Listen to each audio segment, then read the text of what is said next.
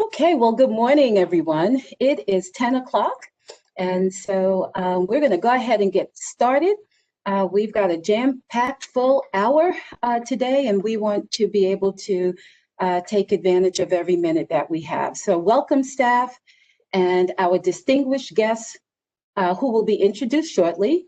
And also a big welcome to some of our colleagues from Chapel Hill Carborough City Schools who are joining us today. Welcome, everyone. Let me begin by thanking all of you for joining today's COVID-19 and Schools Health and Safety Town Hall. Staff, as I've shared in my recent message to you, without question, these are extremely difficult times for our district, for all of you, and for our very precious students. Whether you've been on the front line as a custodian, bus driver, child nutrition services worker since March, or returned as part of the EC separate settings, pre-K staff and the athletics team in October, or you just returned to your school or work site on Monday, I know that many of you are concerned about your safety and health as a result of the COVID-19 virus, and that is so understandable. I know you want to better understand how we can coexist in our schools and work sites in the presence of this virus. You had an opportunity to begin sharing questions prior to today's meeting. Thank you for those of you who had the opportunity to do that. And one of the questions we saw a number of times was, is it really possible to keep myself, my students, and my colleagues safe at school? Other questions were related to, is it even safe to open schools in a pandemic, especially when the virus is spiking? These are all very valid and understandable questions. And today we are very, very fortunate to have two distinguished guests joining us today to provide some answers, to provide clarity, and to provide facts about COVID-19 in schools. I'll introduce them to you in just a moment. But before I do, let's quickly review our outcomes and meeting processes for today. Next slide, please. So we have in this hour 3 outcomes. By the end of the meeting, staff will have received an update on Orange County's metrics. You would have heard recent data on COVID-19 and North Carolina schools that have been opened in Plan B since August and have an opportunity to engage in Q&A. Next slide, please. So what will the process be for this town hall? Well, first you'll hear both presentations. We're going to let both of our presenters present. During or after the presentations, feel free to use the chat box to share any questions you have, as that's the most efficient method to post questions given the number of staff attending today's meeting. Our central office staff are at hand to help facilitate the question and answer part of the meeting. If they see a number of questions with the same theme, they'll pose a question to address that theme. All questions, I can assure you, all questions will be responded to. Maybe not in this meeting because we only have an hour, but please know that any questions that we don't have time to address in today's meeting will definitely be addressed in writing and shared with all staff next week. This town hall, please be reminded, is being recorded. And the recording will be accessible to all staff as well as an evaluation tool. So we want to know if you found this town hall to be helpful or not. And so we want your feedback on that. So when we send out the recording, when we send out responses to questions that were not addressed today, we'll send out an evaluation tool as well. So I think that does it with regard to the process. And so now on to the main reason why we're here, to engage with our distinguished guests who will be introduced in the order in which they will present. Next slide, please. So first, I'd like to introduce Ms. Rebecca Crawford. Ms. Crawford is the Deputy Area Command of Orange County COVID-19 Task Force. She has a BA in political science from the University of North Carolina, Wilmington, a Master of Public Administration from the University of North Carolina, Chapel Hill, and she's been with the Orange County Health Department for 6 years. And one other thing you may want to know about Ms. Crawford, she is a graduate of Orange County Schools. We are so proud of her. Next, I'd like to introduce Dr. Danny Benjamin. Dr. Benjamin is the co-chair of the ABC Science Collaborative. He is a distinguished professor of pediatrics with the Duke University School of Medicine. Welcome to both Ms. Crawford and Dr. Benjamin. Ms. Crawford, we'll begin with you. Please share an update on Orange County's metrics. Thanks so much, Dr. Felder. I appreciate you all having me here this morning. I'm not sure if I can share my screen, but I did want to check in with all of you about our COVID metrics that we have been monitoring for Orange County specifically over the past few months. I know that a lot of you may have questions about that. I personally look at them pretty much nonstop. So the 4 metrics that we have been monitoring for Orange County during the COVID-19 pandemic were the number of Orange County cases per week. We originally set that we did not want to exceed 125 cases per week because that was a level when we first set that amount where our case investigators and contact tracers could effectively slow the transmission of COVID-19 within Orange County within a 24 to 48 hour period of receiving notification of a case. Now, since then, we have been able to request more case investigators and contact tracers from the state so we can manage much more than 125. But we are at a level now double that 125 number. So for this past week, we were at 254 cases per week. We also measure COVID-like illness, which are people who are presenting in our emergency departments with symptoms that are similar to COVID-19. We also know that those are very similar to flu-like illness and some other respiratory illnesses, but it helps us gauge how many people are really sick and how does that help or hurt our capacity in our emergency departments. We look at the percent positive of total tests. So we set an initial metric of 5%, and I apologize, there's a small cat next to me meowing at birds. So we initially set a 5% cap where we would recommend not moving forward with reopening schools. And that 5% mark was also set by the World Health Organization and the North Carolina Department of Health and Human Services, as we would like to keep the percent positive of total tests below 5%. This week we are at 4.1%, so we've kind of gone above and beyond that, but still doing really well compared to the rest of North Carolina, the rest of the country, and the world. And then finally, our 4th metric is the number of statewide confirmed cases within the UNC health system and those hospitals within the UNC system. We wanted to see downward numbers, as in not a great increase in the number of hospitalizations, but we are experiencing a record number of hospitalizations within the UNC system. So now that I've shared all of those metrics and our original assumptions, while they are not moving in the right direction, cases are increasing in Orange County just the way they are everywhere else. After having received information from the ABC Science Collaborative, while these are really important metrics that we should not forget about and we should monitor, and they will inform really how we work with our community outside of our school system. So how are we communicating with people going to work, going to their restaurants, going to the store, and how can they protect themselves? We do feel like those are not as important in terms of reopening or closing schools as we once did. That is based on research, and I'm sure Dr. Benjamin will share more of that in a few minutes. But we feel confident that even though cases are increasing, that the processes that Orange County schools have put in place to protect staff and to protect students are really important right now. And we feel confident that they can do that sufficiently.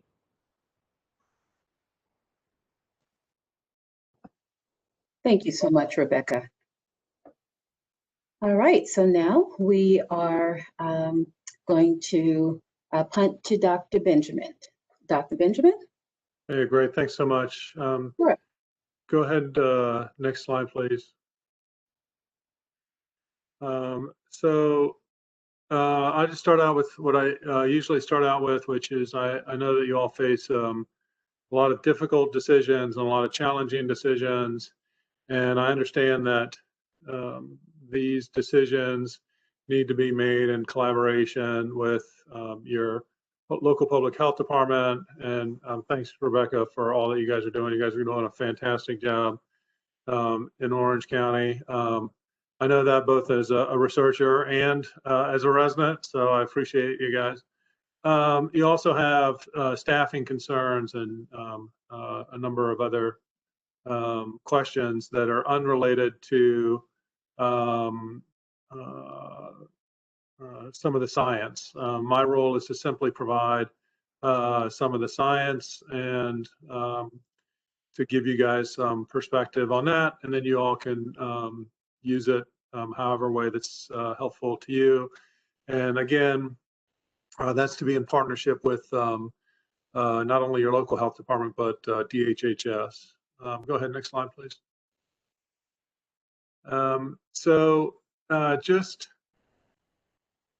The slides aren't advancing online. Do you guys want me to just kind of talk through these, or do you want to, is it something for me to, how can I be helpful here? Because I can just kind of keep talking, or maybe it's just my computer that's slow.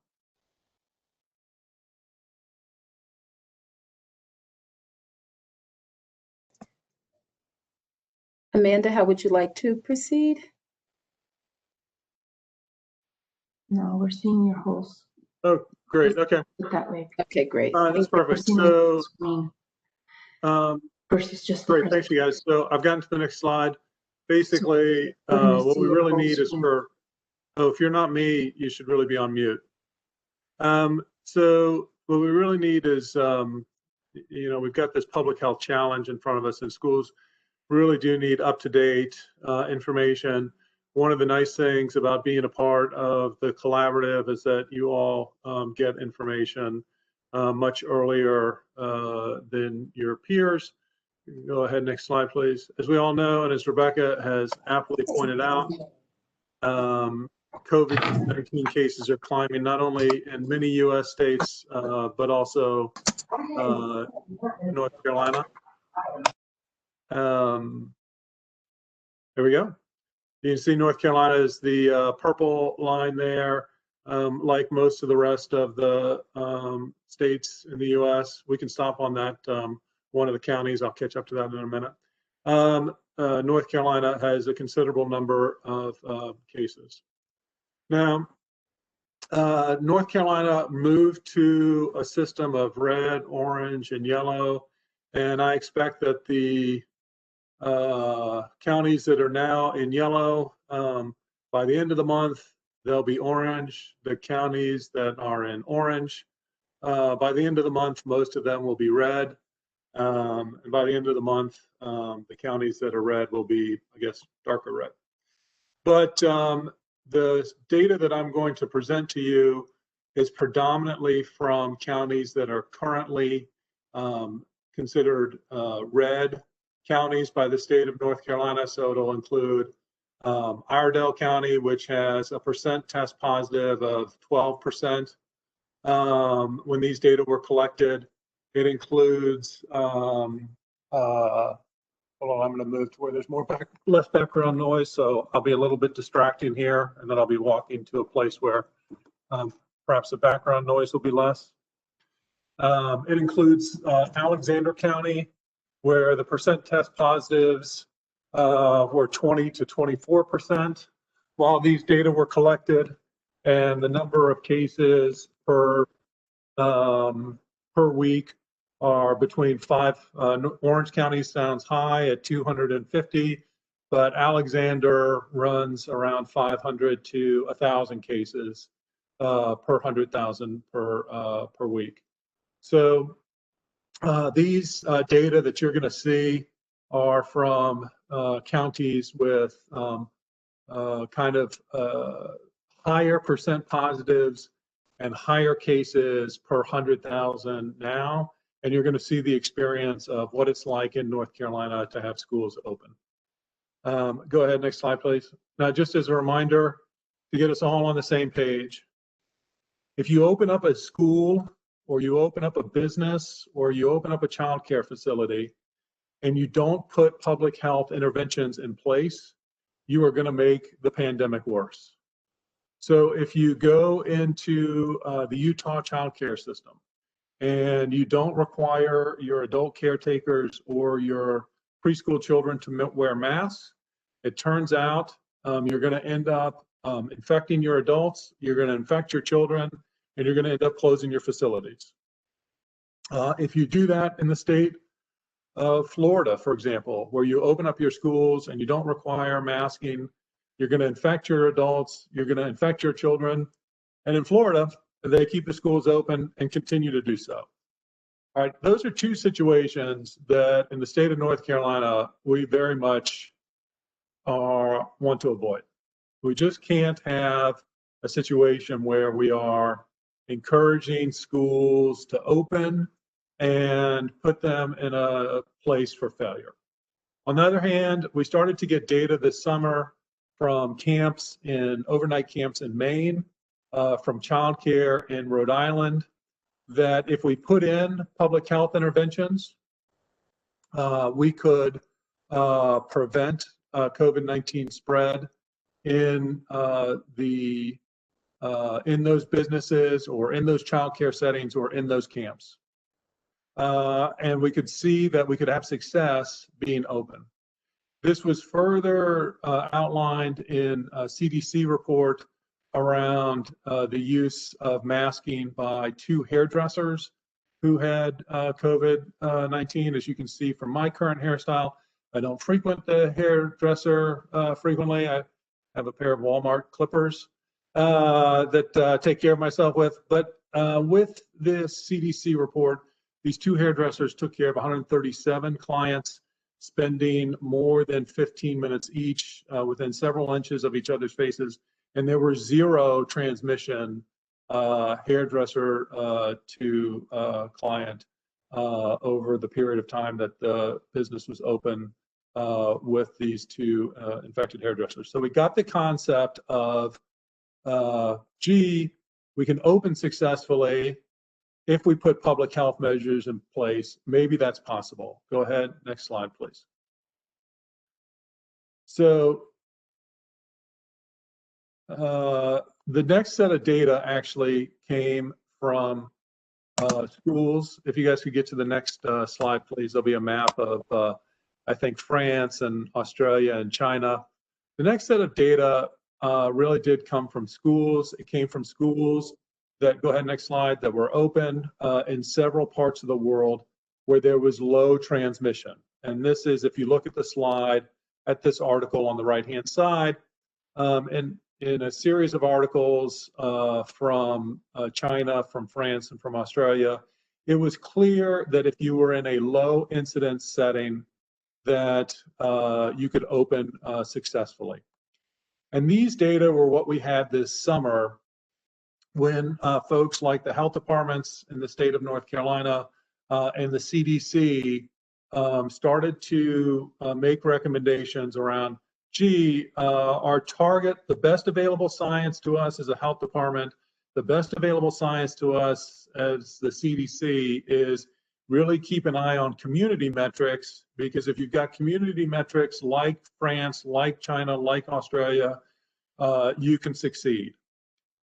Now, a little bit of a twist to that was that in the state of North Carolina, the governor allowed counties with a higher rate to open if they so chose. Now, like many other things around COVID, those decisions were predominantly political decisions. And in some counties in North Carolina with higher rates of transmission, they went ahead and opened. And that was true not only in North Carolina, but also in other districts around the country. The earliest part of this experience was initially put forth by Emily Oster up at Brown. There were critiques about the quality of that data because Dr. Oster was only collecting cases. She didn't have a full grasp of the at-risk population or the denominators. So at this time, Orange County Health Department, like about half of the county health departments in the state of North Carolina, said, okay, we have some uncertainty. Let's see what happens in some of these other counties in North Carolina as they open up. Maybe we can succeed in a high incidence setting, and maybe not. So about half the districts in the first quarter of instruction opened, and about half the districts stayed closed throughout the first 9 weeks. Go ahead, next slide, please.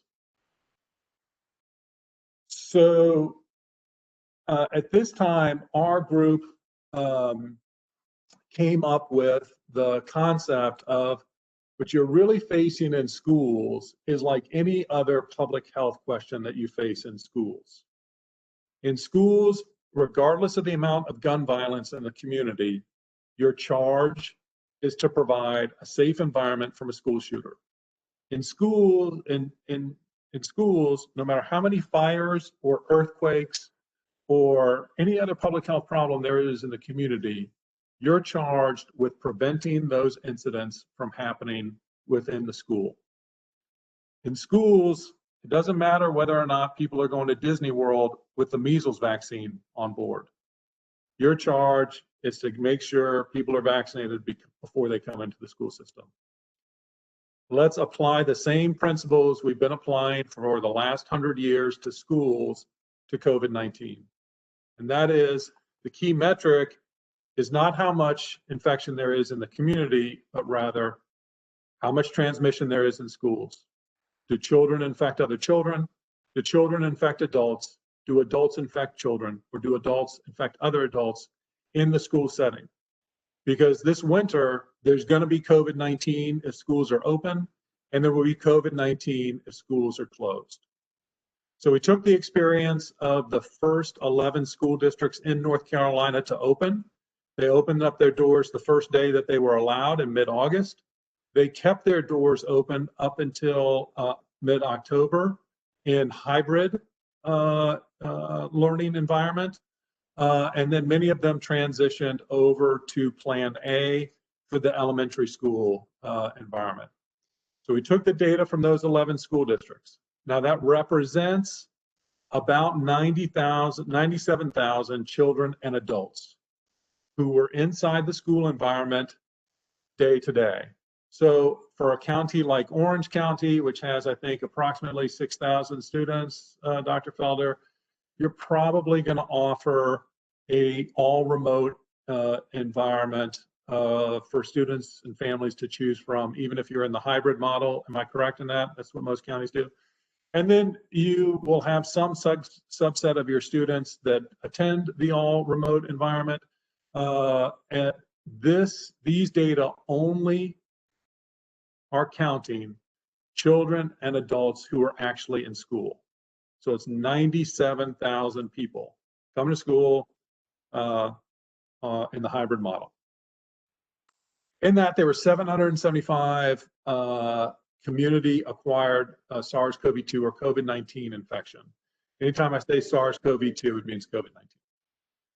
So what we did was we got the county health departments in each of these 11 school districts to say, are these a community acquired or via contact tracing? Is this secondary transmission or within school infection? Now, and we at the ABCs stayed completely outside of that decision. So what the health departments will do is when somebody has COVID-19, whether they're a teacher or a student or a cafeteria worker or environmental services, bus driver, they'll do contact tracing for that person in order to see, does anybody else get infected? Are there any other cases that are linked to that? Is this infection linked to a prior case or any other case that's in the district? Where did this person pick up this infection? Now, if we see 775 community-acquired COVID-19 infections, on average, when a North Carolinian is infected, they're going to infect between 1 and 2 other people. That's why the pandemic continues to get worse in North Carolina. We had a bunch of people in the community who are running around the community without their mask on, and they're infecting others. So we would expect, if the school districts were like the community, that we would see somewhere between 900 and 1,000 secondary infections linked to the schools. If schools were a place where it was less safe, we would see over 1,000 secondary cases. We didn't see anywhere near that number. There were 32 secondary or within school infections. Now, as each of these secondary transmissions came along, we would go through the lessons learned with the superintendents. That's what ultimately gave us the 12 principles. We're going to get to those in a minute. Let me emphasize that there were no instances of documented child to adult transmission of COVID-19 in the schools. 0. Most of the cases, when we've gone back to look at the context and the lessons learned, were around a lack of face coverings. So there was, in one of the school districts, they did not require face masks for pre-K children. They had a cluster in their pre-K. They changed the policy around that. At that time, DHHS did not require face coverings for pre-K. They changed their policy for that. Other school districts in the collaborative changed their policy around that. There was a school where the special ed classrooms were getting together in a common room, taking off their mask for more than an hour in a mask break indoors, close to each other, and eating lunch in a very relaxed way in one of the school districts. Okay, turns out that's not a good plan. So as a result of that lessons learned, we did some education with the staff. School district got on top of that. And as a result of that, there's a specified one-page plan on how to do breakfast and lunch in the school environment. A third groupings had to do with the adapted curriculum. Again, we have some special advice for the adapted curriculum. And one of those pieces of advice is for the teachers not to go out to eat together in a minivan off school property without their masks on, and then go out to eat for an hour or so at a Mexican restaurant. Don't do that. Okay. So in the first 9 weeks, there's extremely limited COVID-19 transmission within school.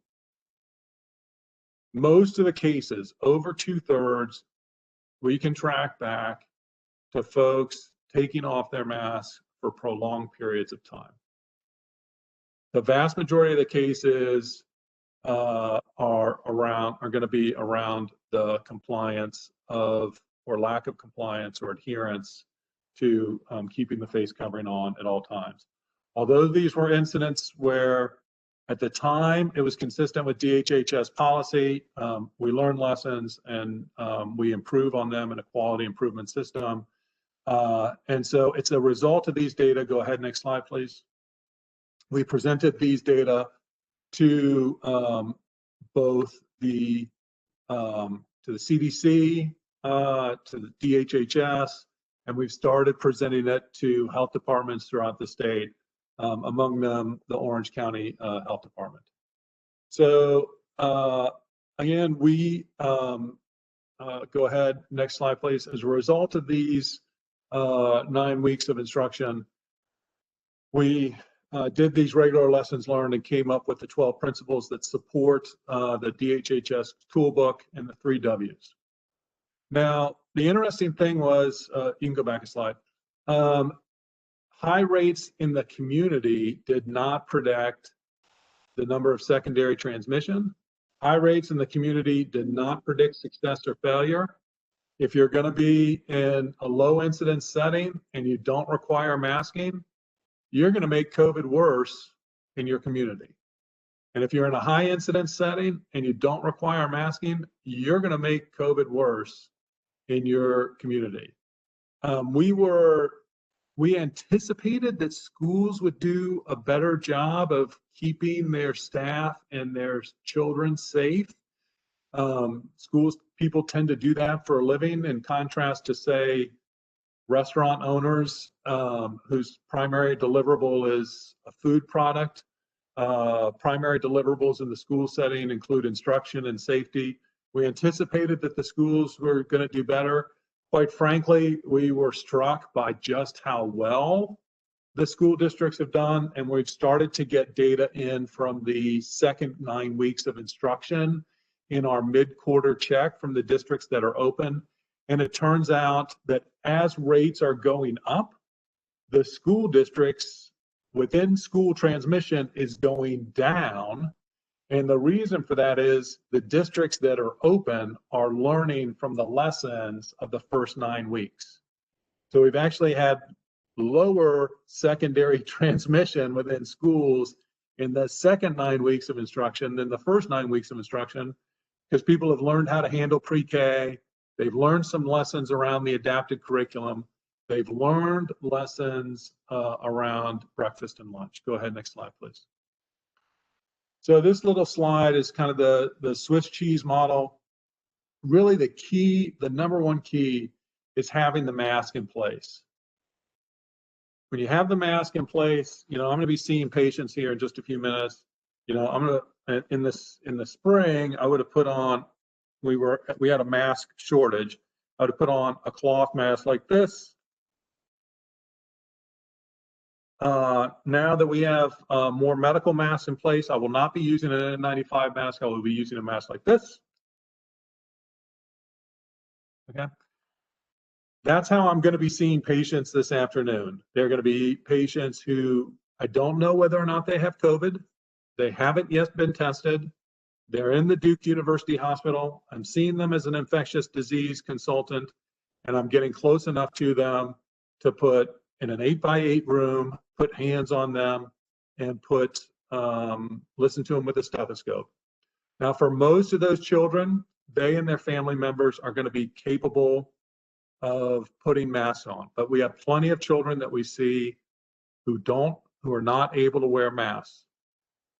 And that is a more nuanced discussion. At that point, other mitigation strategies do need to come online. Go ahead, next slide, please.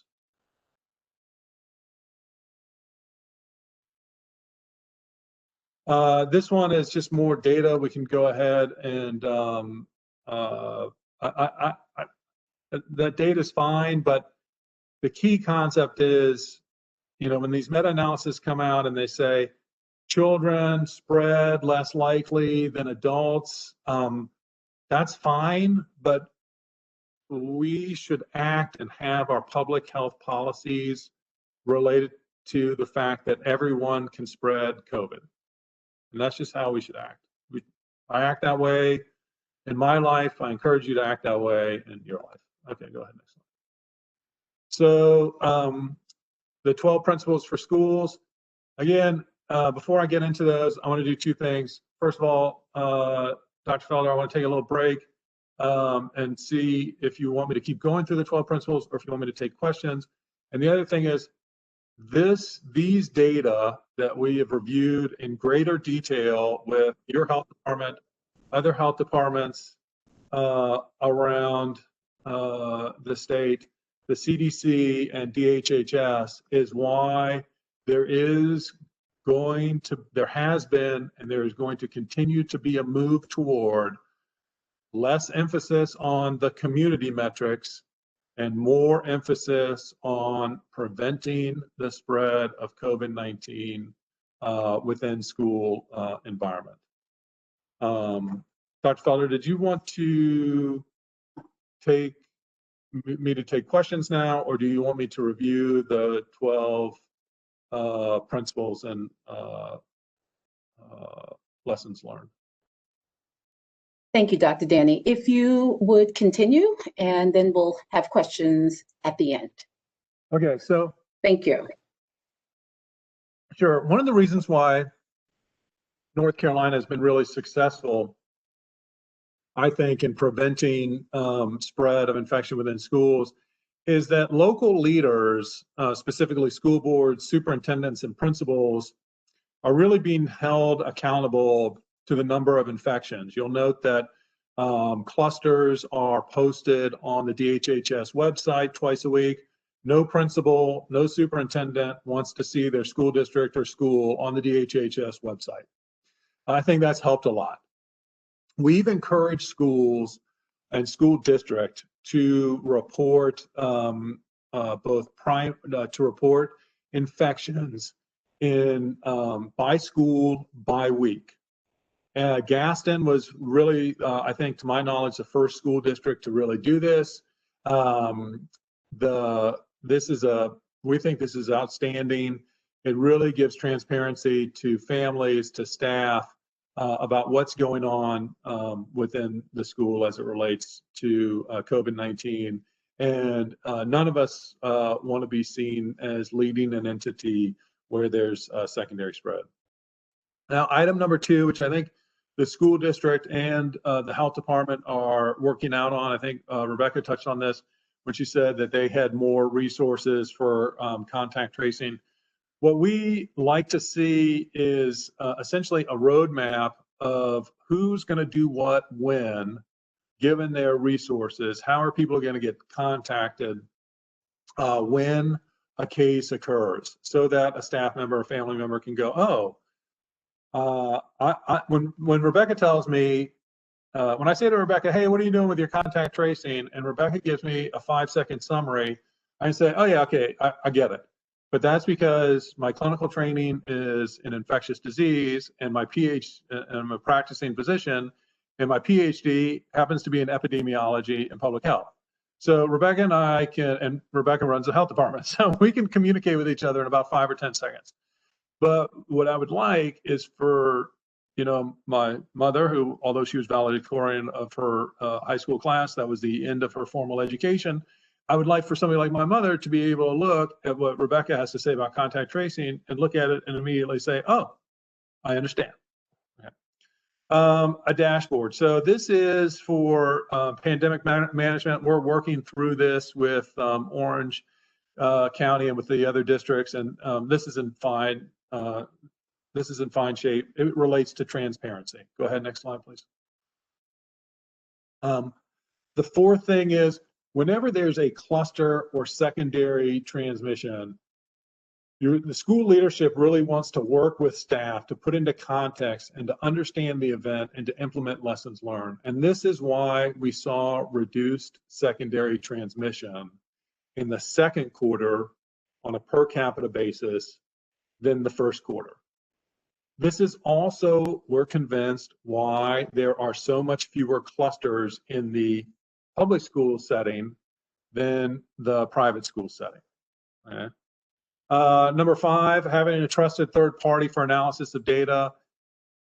This gets somebody who's not employed by the state, who's not employed by the school district, to put eyes on the data and to say, this is what it looks like you guys are doing. This is the per capita. This is your rate of secondary transmission. This is how you rank compared to similar sized districts. It can be the ABCs. It can be, there's other people who are willing to do this. We have plenty of work to do. You can work with anybody you want with, but just work with a trusted third party. All right, prevent pandemic fatigue. So districts, the target in the mainstream curriculum is going to be 99% adherence to masking. That's nose, mouth, chin at all times. That's the target.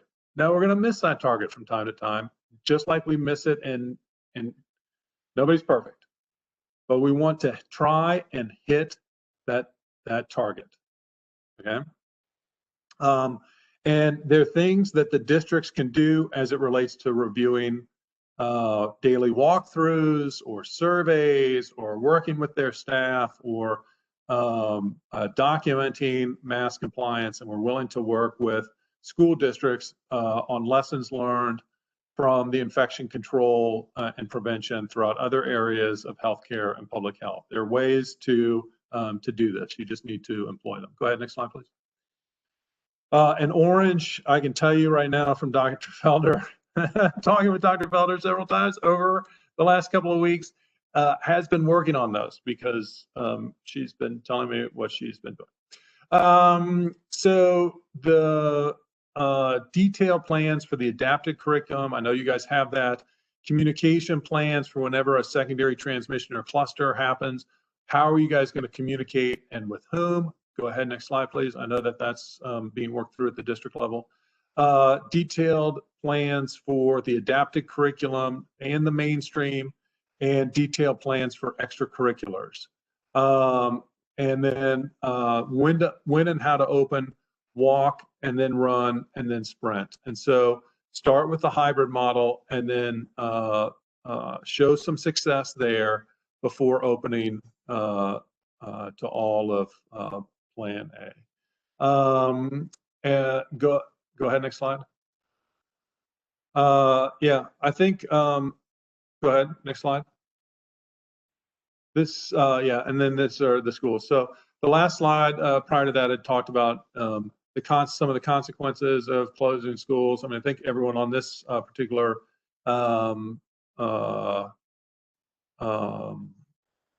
audience knows that having schools open is important. So I won't torture you with that. All right, questions? All right, thank you so much, Dr. Benjamin. And so now, we're going to go right there, respond to questions both received yesterday and any that may not have been responded to in the chat box. And so Dr. Dawson is going to facilitate this part of the meeting. Dr. Dawson?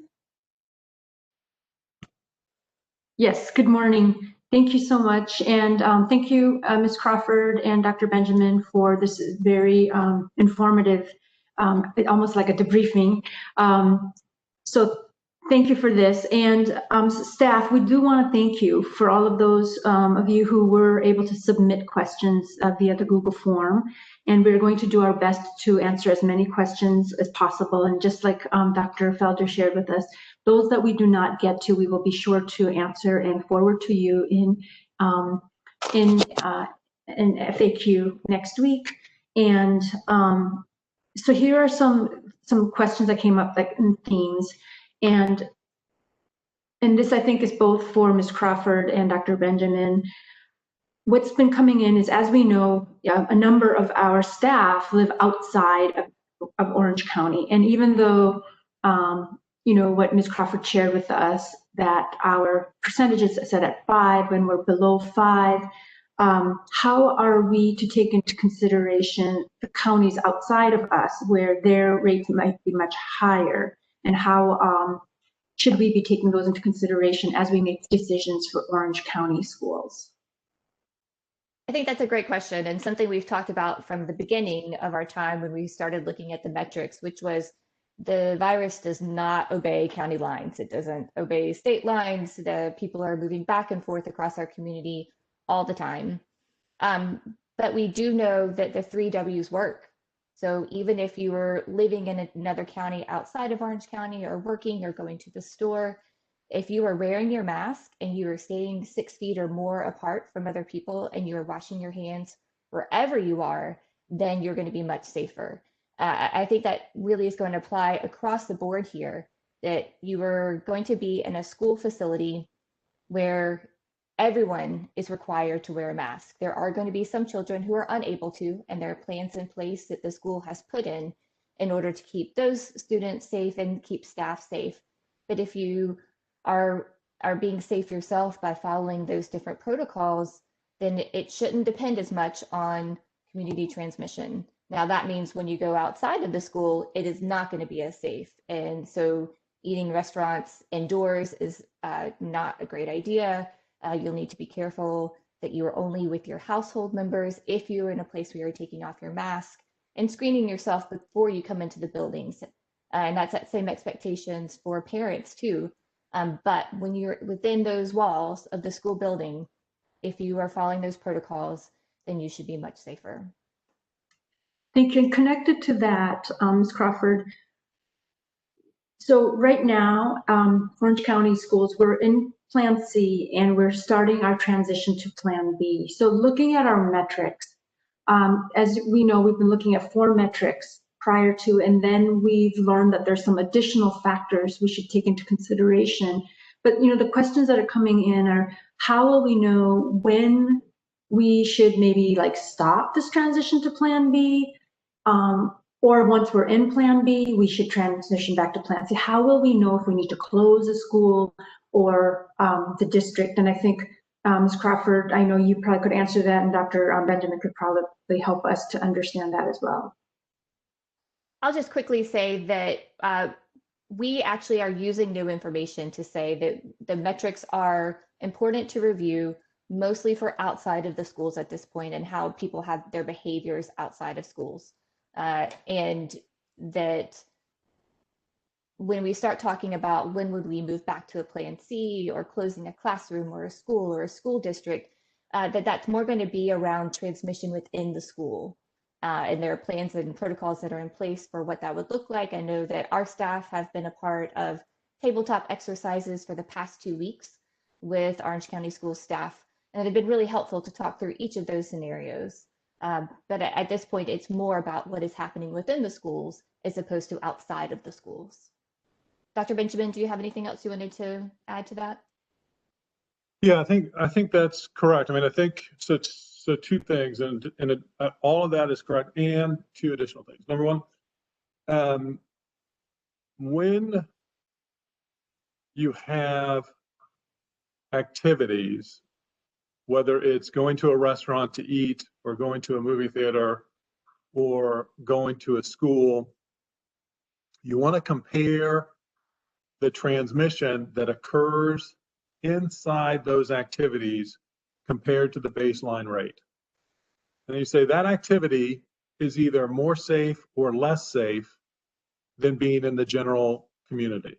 And it's clear that being in the school environment is safer than being in the general community.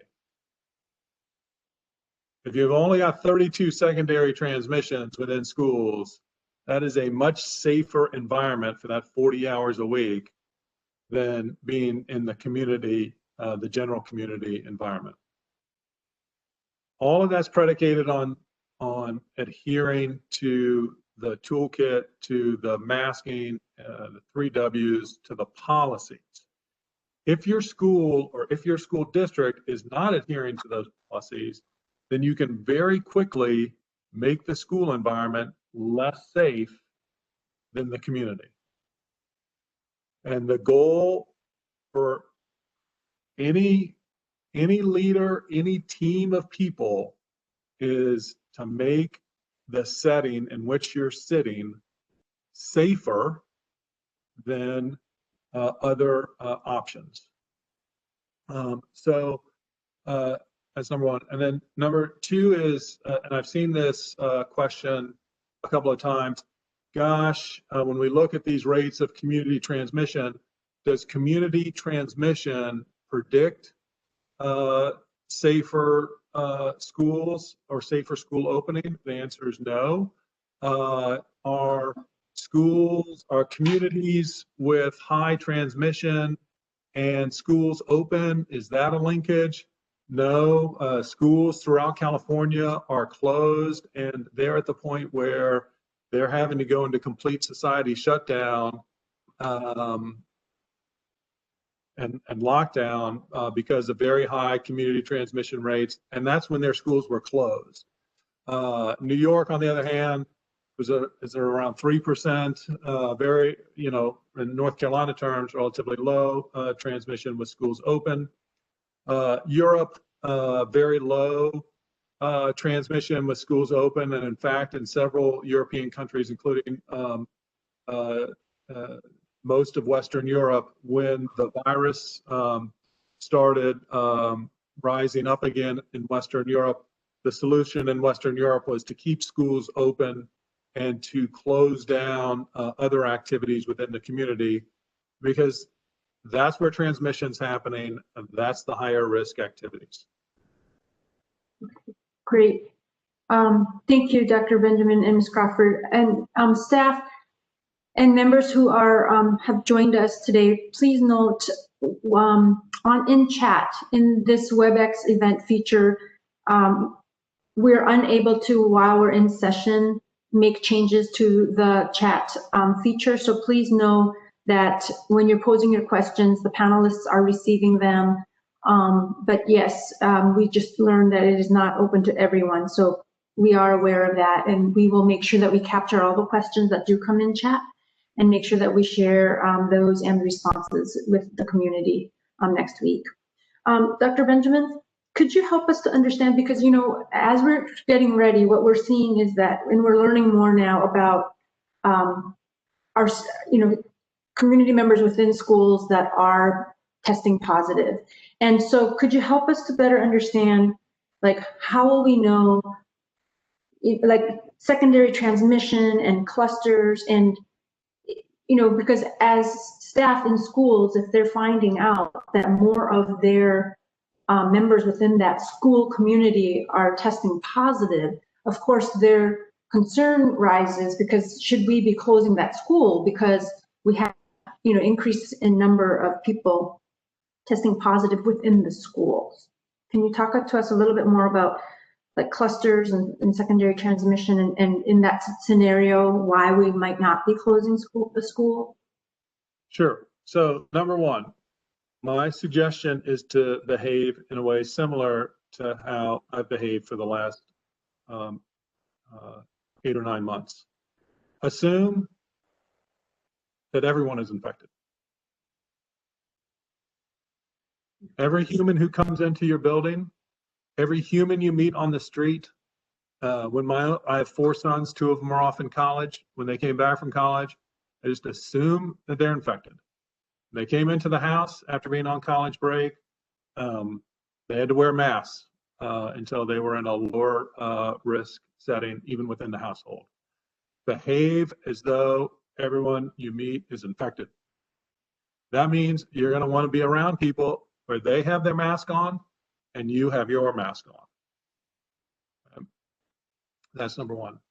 Number two, you're going to see positive cases of the people around you, in your school, in your neighborhood, wherever you work. That's those positive cases are going to happen. The key deliverable is preventing the within school transmission, student to student, student to staff, staff to staff, staff to student. That's the key deliverable, and just to behave in that way. Now, as far as metrics for when to close a school, I'm sorry I didn't present those here. I think that I've presented them to the Orange County School Board. If not, I'll present them to the Orange County School Board on Monday. There are metrics at a rate of secondary transmission that happen within a school that the ABCs don't suggest to open. We don't suggest to close. We don't make recommendations over whether anybody should be open or closed or any of that other stuff. But you hit a certain point with secondary transmission, and what we suggest seeing is a real transparent, open discussion about what's happening in that school or what's happening in that district. And that's based on if you achieve certain levels of either within school transmission or a certain number of clusters. We would suggest that you engage in a very transparent public conversation around within school safety. We don't make recommendations as to whether or not folks should be open or closed or move to hybrid or move to plan A. That's ultimately outside of our purview. We can say, based on the experience of other districts, if you achieve a certain number of within school transmission, you are beyond the second standard deviation of what we think you should observe. So you should be taking a close look at what's going on there. Mhm. And It's not based on the primaries. It's not based on what happens in the community. It's not percent positive test. It's what happens within the school.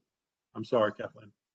and when we say what's happening within the school, because as we've heard before, that there are going to be cases, but what we've also heard before is when we're saying what's happening within the schools, if there is spread and if there are clusters, and if you could help us, how are we defining clusters?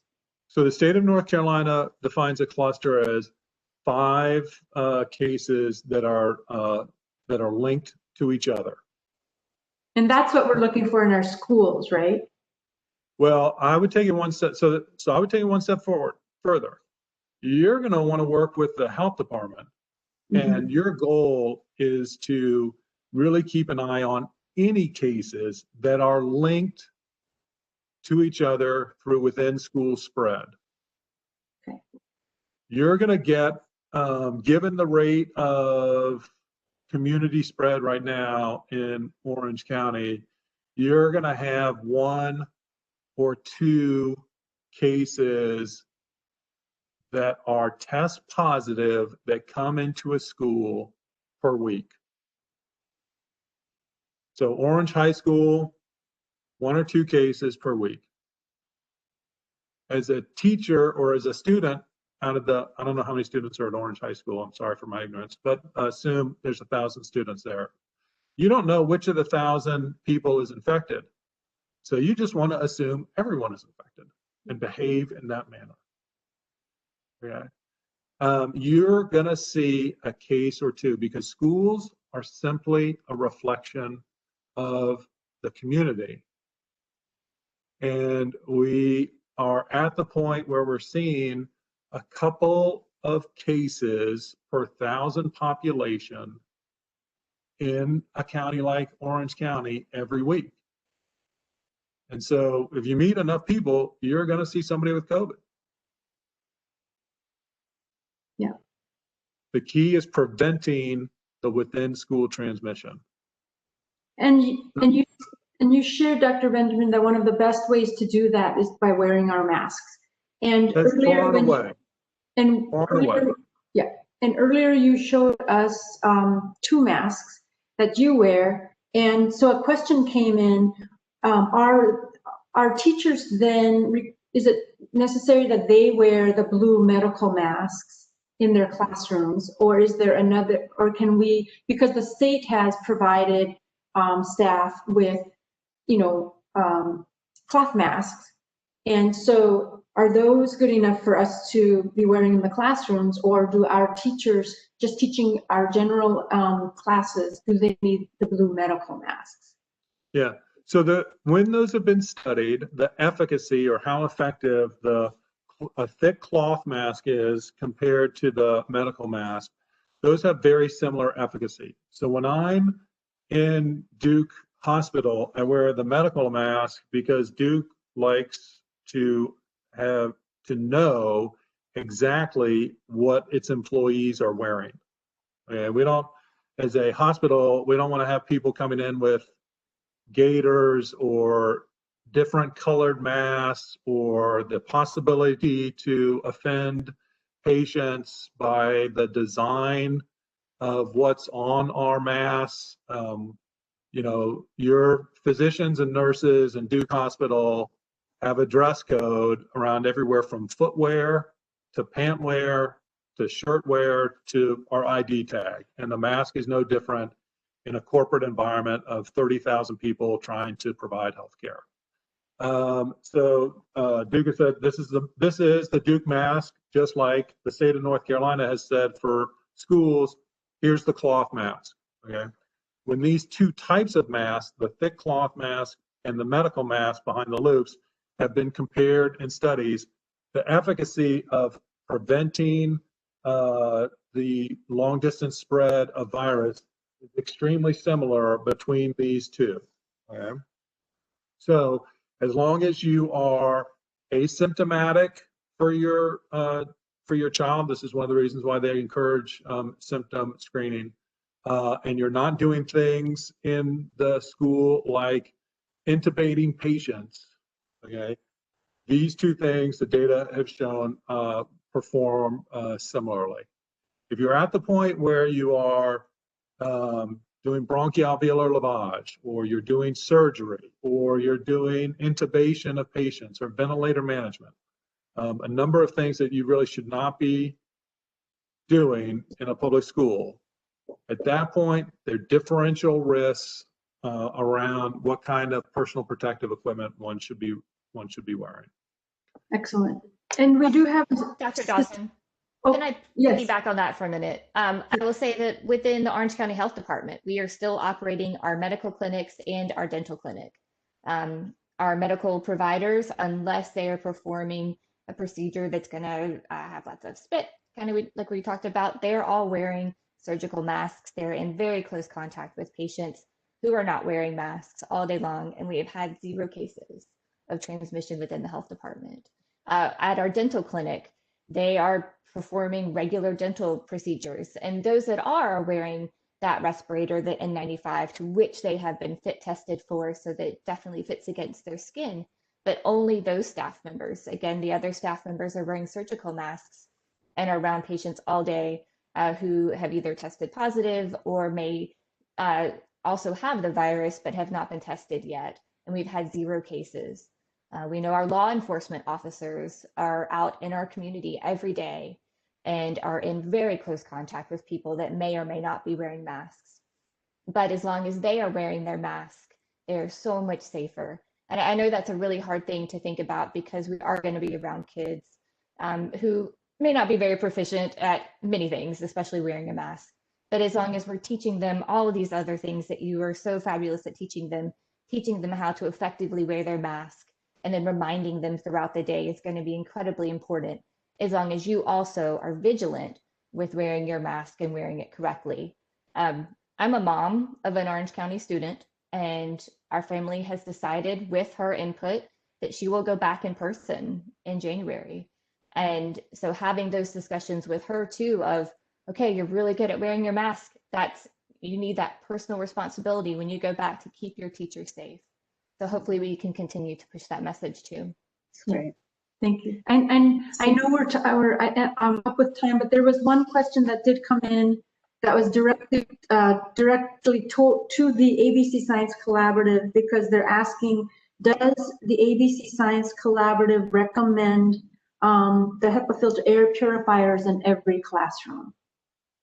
No. Okay. Thank you. If you are masked, there is no proven benefit to differential strategies around ventilation. And if you try changing your ventilation around and you're not careful, you can actually make things worse and put people at increased risk. So you want to be very careful whenever you start changing things around ventilation. But the short answer is it's unproven to help. And the key as far as prevention, whether you are in a setting that has poor ventilation or good ventilation, the key around preventing human-to-human transmission, most important, is going to be masking. Distancing is extremely important if masking is not done, and is helpful as a secondary barrier, so that in the classroom instruction environment, distancing between students and distancing between staff and students and staff to staff helps in that prevention strategy. Okay. All right. Well, indeed, we are out of time, but Dr. Benjamin, just one final question. So I understand there's been a recent study in South Korea.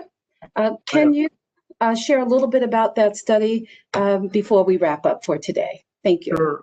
You may see this as there's a case report out of South Korea where essentially, if you will imagine a square box, a room in a square box, where from the northeast corner of the room, there was a diner, unmasked, eating. More than 6 feet away was another diner, unmasked, also eating. The way airflow moved through that room was essentially like having a fan blow from the northeast corner where diner number 1, who was infected, was downstream in an air current down to the southwest corner where diner number 2 was, who was more than 6 feet away.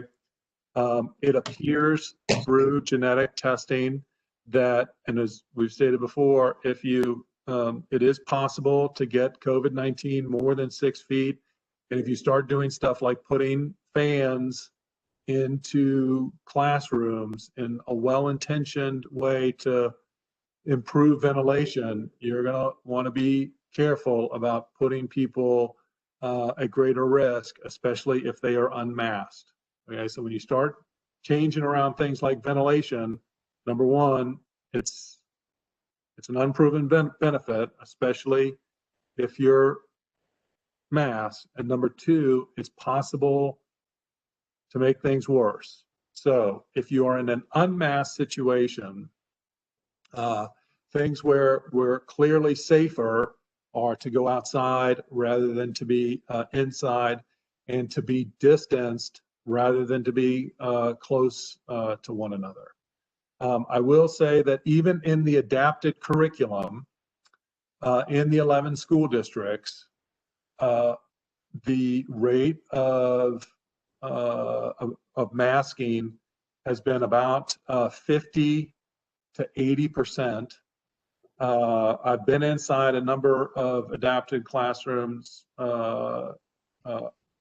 already, including 3 or 4 in Chapel Hill, to observe this personally.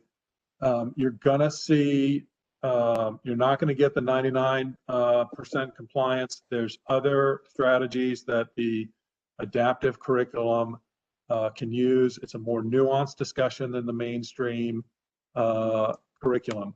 But even in places where the masking has been substantially lower, that is the adapted curriculum, we're not seeing widespread transmission in these school districts. And these are not school districts that have the money to afford a bunch of ventilation changes.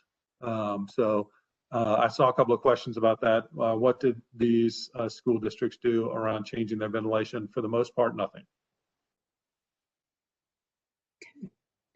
All right.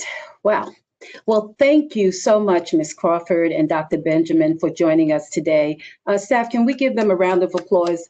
Thank you so very much for being here today. We appreciate your continued partnership and collaboration. And I certainly continue to learn a lot about the virus every time I have the opportunity to engage with both of you. So thank you all again. Staff, feel free to keep the questions coming. I understand WebEx doesn't give participants the opportunity to chat with other attendees. We apologize for that. We'll look for a different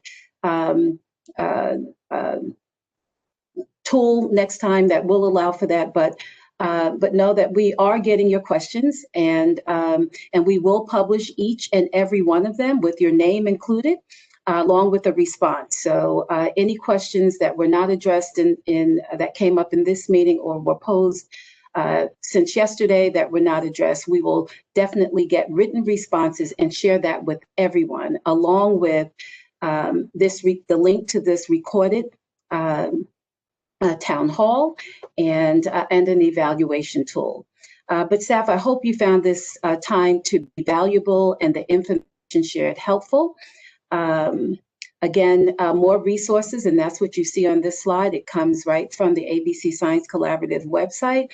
They have a number of webinars. So if you want to go deeper or learn more about ventilation, they have a webinar on that. If you want to learn more about mask wearing, there's a webinar for that too. So lots of resources there, but the links are on this slide. And again, we'll get the slide out to everyone. And there are not only videos from the webinars, but also they include presentations, and they are in both English and Spanish. So if you want to share with your families, you are welcome to do that. So as we, next slide, please, as we wrap up for today, again, want to thank staff. This was an optional town hall, certainly wasn't mandatory, and we've had great participation. So thank you all for coming out today and participating. But as you wrap up, want you to just reflect on what you heard today and want to ask you to use the chat box to just respond to this prompt. And so based on what you heard today, what will you continue doing, maybe start doing, or now you know not to do? So if you wouldn't mind sharing your thinking around that and any other questions you have, the chat will remain open for you to do that for another couple of minutes. But again, thank you all, and thank you again to our guests. Have a great rest of the day.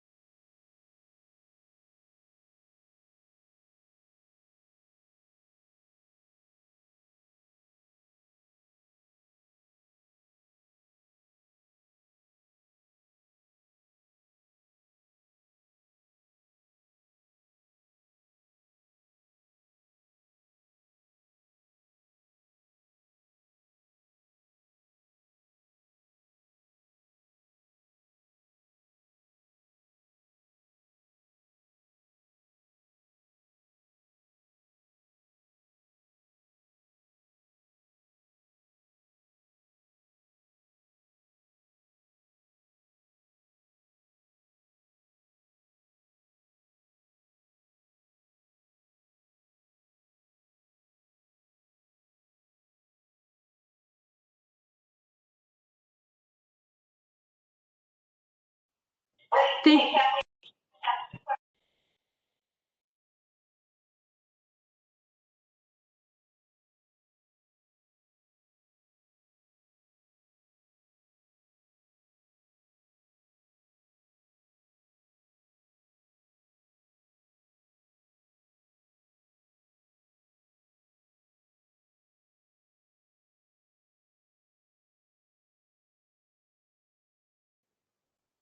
Mr. Jones, if we could please make sure that we capture all of the questions in the chat, but we are okay to end the meeting at this time.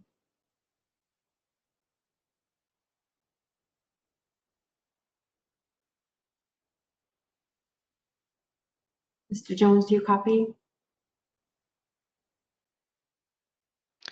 This is Rhonda. I'm hanging on to make sure that I capture any questions that are continuing to come in the chat box from any of the 12 participants that remain in this meeting.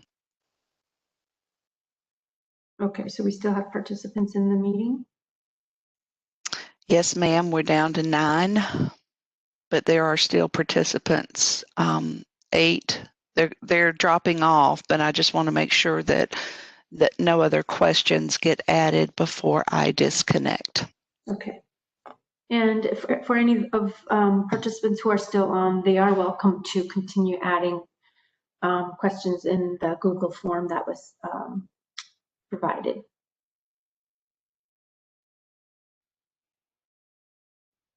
Okay. So Mr. Jones, are you there?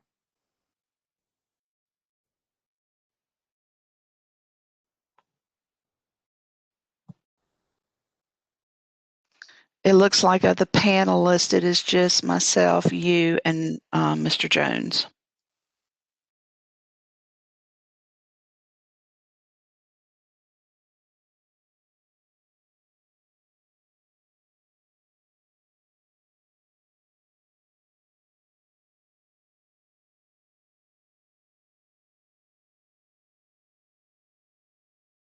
Okay, Mr. Jones will be ending the meeting now. Thank you.